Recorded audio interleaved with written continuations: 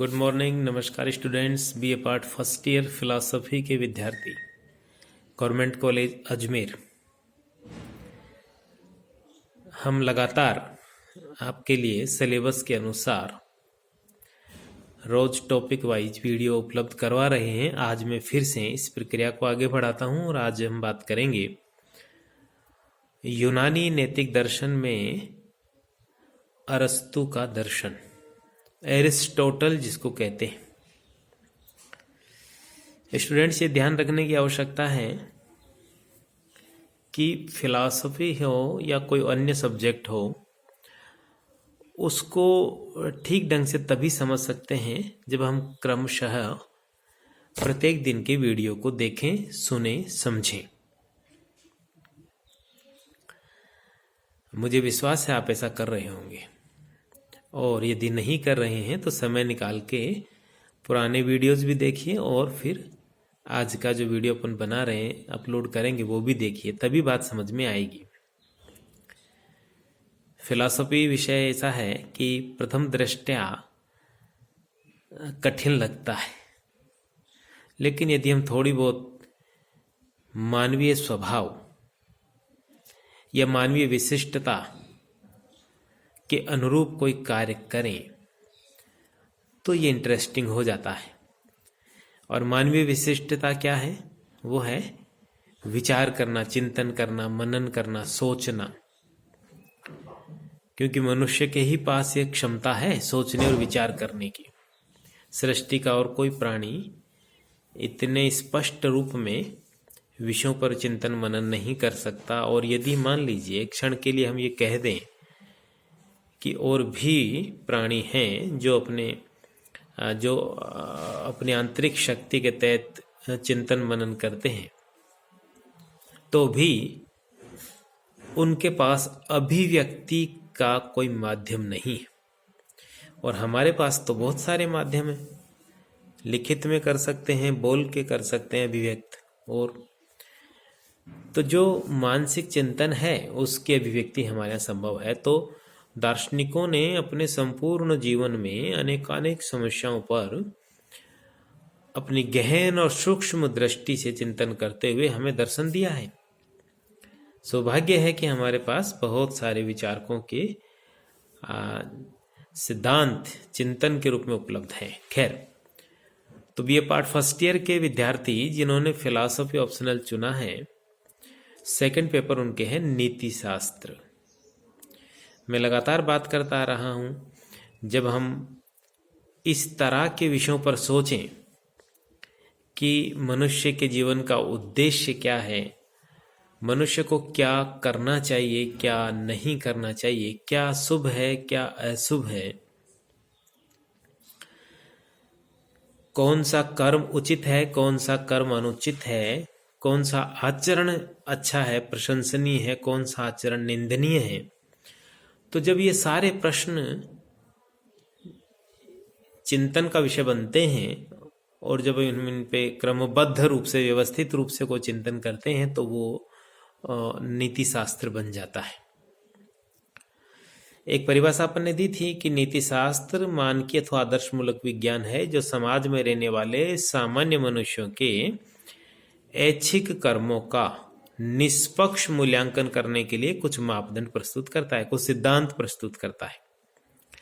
तो इस परिभाषा में 5-6 बातें बताई थी कि नीति शास्त्र का संबंध मनुष्य से है, सामान्य मनुष्यों से है, और ये एक विज्ञान है। विज्ञान इस नाते क्योंकि ये अपने विषय पर व्यवस्थित रूप से बात करता है, सिस्टेमेटिक ढंग से बात करता है।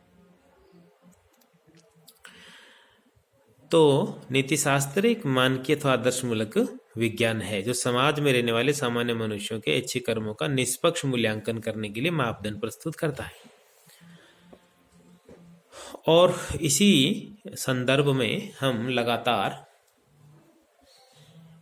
यूनानी नैतिक दर्शन से प्रारंभ करते हुए अपनी बात को आगे बढ़ा रहे हैं। यूनानी नैतिक दर्शन में हमने सर्वप्रथम सोफिस्ट के विचार जाने। सोफिस्ट, जैसा मैंने बताया था, एक विशेष प्रकार की विचारधारा को मानने वाले व्यक्तियों का एक समूह है जिन्हें हम व्यवहारिक शिक्षक, प्राध्यापक, विवेकशील प्राणी, तर्कशील प्राणी आदि कहते हैं। जो मनुष्य को व्यवहारिक जीवन को सफलतापूर्वक जीने के लिए कई सिद्धांत सिखाते हैं। तो ऐसे जो व्यवहारिक शिक्षक थे उन्हें सोफिस्ट कहा। उनके सिद्धांतों में हमने देखा कि फिलॉसफी की दृष्टि से कुछ समस्याएं थी, तो हमने कहा कि कोई एक ऐसे दार्शनिक की आवश्यकता है जो सोफिस्टों के द्वारा जो अराजकता और अव्यवस्था उत्पन्न की गई उसको दूर कर सके, और परिणाम स्वरूप हमने सुकरात के चिंतन पर अध्ययन किया, सुकरात की फिलॉसफी को समझा, सुकरात के नैतिक दर्शन को समझा। और कल एक पृष्ठभूमि के रूप में हमने बात की थी कि सुकरात के ही शिष्य हैं प्लेटो। प्लेटो के दर्शन में हमने मुख्य रूप से देखा कि प्लेटो अपने पूर्ववर्ती दार्शनिकों के सभी विचारों को लेते हुए एक पूर्ण दर्शन, एक व्यवस्थित दर्शन देने का प्रयास करते हैं। सुकरात ने चूंकि स्वयं ने कोई ग्रंथ नहीं लिखा था, लेकिन वो कमी प्लेटो ने पूरी की, और प्लेटो ने लगभग 50 से लेकर 100 तक डायलॉग्स लिखे, जिनमें एक पक्ष, डायलॉग्स का मतलब है वार्तालाप, दो या अधिक व्यक्तियों के बीच वार्तालाप। तो उस डायलॉग्स में एक पक्ष, अधिकतर एक पक्ष सुकरात है। तो वो सुकरात के मुंह से वही बातें कहलवा रहे हैं जो सुकरात के अपने दर्शन की प्रमुख बातें हैं, और दूसरे पक्ष में कोई और विद्वान को रखते हुए, किसी और विचारक को रखते, पक्ष विपक्ष और निष्कर्ष, एक वाद विवाद, एक द्वंदात्मक प्रणाली के रूप में वो अपने विचार देते हैं। और पहला जो सिद्धांत हमने प्लेटो में पढ़ा था वो था प्रत्ययों का सिद्धांत, दूसरा था मुख्य सद्गुण, और तीसरा था संतुलित और सामंजस्यपूर्ण जीवन। और हमने वहां जानने और देखने का प्रयास किया। सुकरात भी मानते हैं, प्लेटो भी ये मानते हैं कि जो वास्तविक ज्ञान है वो प्रत्यात्मक है, आइडिया के रूप में है, क्योंकि आइडिया नित्य होते हैं, प्रत्यय नित्य होते हैं, ये उत्पत्ति और विनाश से रहित हैं। तो हमें ज्ञान कैसा चाहिए? ऐसा चाहिए जो नित्य हो, जो सर्वव्यापी हो। और सोफिस्टों ने ऐसा ज्ञान नहीं दिया था, वो व्यक्ति पर निर्भर ज्ञान दिया था उन्होंने। और इसी स्थिति में एक व्यक्ति जो कह रहा है, यदि दूसरा उसके विपरीत कह रहा है, तो इन दोनों के बीच उत्पन्न होने वाले संघर्ष को समाप्त करने का कोई हमारे पास तरीका नहीं है। तो प्लेटो ने ऐसा दार्शनिक सिद्धांत दिया जो सर्वव्यापी हो, सर्वकालिक हो, शाश्वत हो। प्लेटो की ही बात को आगे बढ़ाने वाले दार्शनिक है एरिस्टोटल, अरस्तु, जिस पर हम आज विस्तार से बात करेंगे। अरस्तु का जन्म भी एक समृद्ध यूनानी परिवार में हुआ, जो प्रत्यक्षतः राजनीतिक क्षेत्र से जुड़े हुए थे। और अरस्तु के बारे में कहा जाता है कि उन्हें ऐसे सभी विषयों का ज्ञान है जिनका ज्ञान प्राप्त करना किसी मनुष्य के लिए संभव है। यानी किसी एक मनुष्य के लिए किसी विषय का ज्ञान प्राप्त करना जितना संभव है, यानी मनुष्य जाति जो जो विषय जान सकती है सब जाने अरस्तु ने। अरस्तु ने लगभग, विवाद है हालांकि इस बात को लेकर, लगभग 400 रचनाएं लिखी। पॉलिटिकल फिलॉसफी में, पॉलिटिकल दर्शन में, राजनीति में उनकी अच्छी पकड़ थी, बॉटनी में भी उनको अच्छा ज्ञान था, और इनको जनक कहा जाता है, तर्कशास्त्र का भी जनक कहा जाता है। और उसी तरह फिलॉसफी में भी इन्होंने दिया, और साहित्य, लिटरेचर में भी इन्होंने बहुत कुछ लिखा। यानी एक मनुष्य जीवन से संबंधित जितने भी विषय थे सब पर। वैज्ञानिक भी थे, अरस्तु एक वैज्ञानिक भी थे। बल्कि यूं कहिए कि अरस्तु की इतनी मान्यता थी कि मैं एक जिक्र करूं आपको कि मध्यकाल में एक व्यक्ति ने कोई रिसर्च किया चंद्रमा के ऊपर, और उसने अपने रिसर्च को अपने पिता को चिट्ठी में लिख के भेजा कि मैंने ऐसा एक खोज की है। तो उसके पिता ने जो जवाब दिया वो ये दिया कि तुम्हारी रिसर्च जहाँ तक है वो ठीक है, लेकिन मैंने अरस्तु को पढ़ा है, ऐसा पिता कह रहे हैं।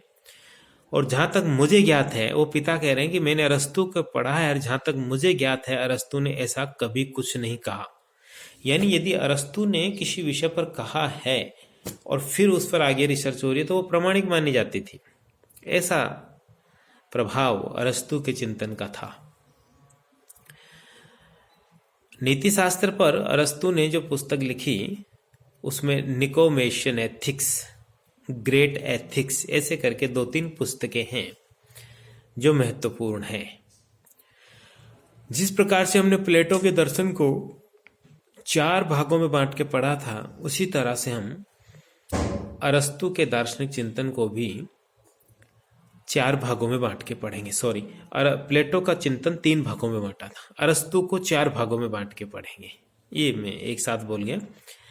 तो मैं फिर याद दिला दूं, प्लेटो में हमने जो 3 भाग किए थे, पहला था प्रत्यय का सिद्धांत, और दूसरा था मुख्य सद्गुण, और तीसरा था संतुलित और सामंजस्यपूर्ण जीवन।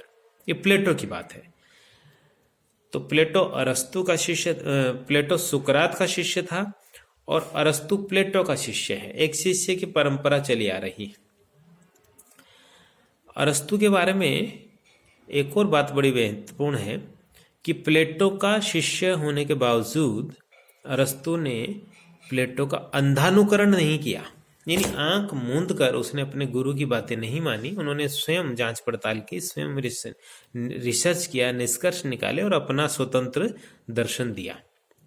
बल्कि यूं कह लीजिए कि एक दृष्टि से अरस्तु यानी अरिस्टोटल अपने पूर्ववर्ती सभी दार्शनिकों से महान दार्शनिक हैं, या ग्रीक के सबसे महान दार्शनिक हैं।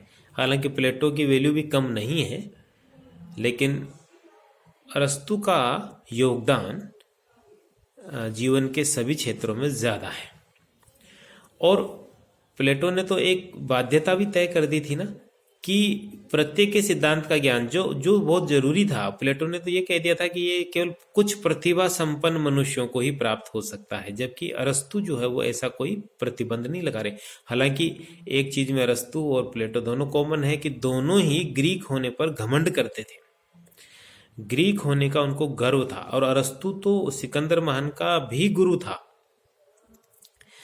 सिकंदर जो विश्व विजेता बने, एक दृष्टि से जो इतिहास जिस तरह से कहता है, मैं उसी बात को कह रहा हूं, तो उस हिसाब से अरस्तु सिकंदर के भी गुरु थे। तो एक बार जैसा सुकरात के साथ हुआ कि एथेंस वासियों ने सुकरात पर कुछ गलत आरोप लगाकर, मिथ्या आरोप लगाकर मृत्युदंड दिया, ऐसी स्थिति अरस्तु के साथ भी बनी।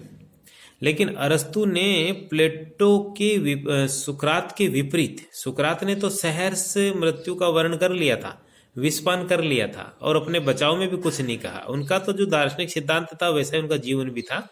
अरस्तु ने थोड़ा अलग किया। अरस्तु के सामने जब एथेंस के नागरिकों में या एथेंस की जो शासन करता थे उनमें जब अरस्तु के प्रति ऐसा भाव आया, तो अरस्तु ने अपने आप को बचाने के लिए थोड़े दिनों के लिए वो चले गए और ये कहा कि मैं एथेंस वासियों को दर्शन के विरुद्ध दोबारा पाप नहीं करने दूंगा।